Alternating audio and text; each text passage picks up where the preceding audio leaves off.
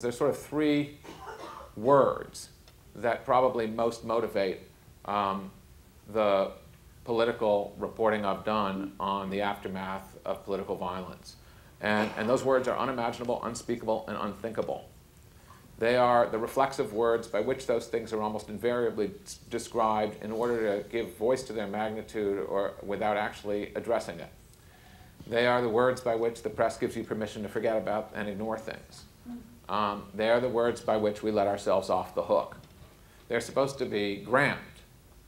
If I say in a deep and ponderous voice, unspeakable, you all shudder and we feel that we've had a shared experience of confronting something, when in fact all we've really done is kind of shrugged it off together.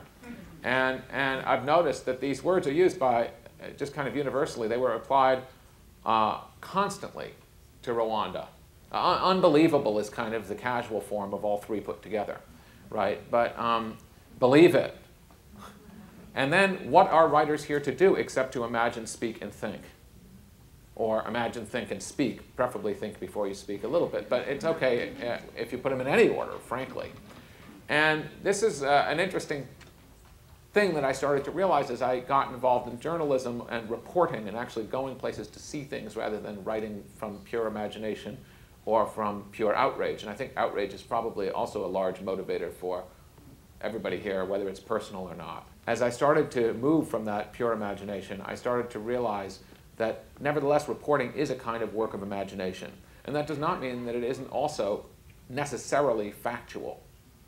Facts are problematic, facts can be abused, facts can be distorted, facts can be misunderstood, but facts are nevertheless the essential touchstone that distinguishes fiction from nonfiction.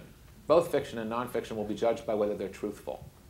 The real trick in nonfiction is to be stuck with facts and somehow be truthful, and in there you need a certain amount of imagination. It often requires a fair amount of imagination to understand the parts that they aren't telling you. People do want to speak. I think they want to speak for some of the reasons that have been addressed. I think they want to speak so as not to be annihilated. Often in situations where there's a sense of doom, a sense of crushing forces very, very close to the bone.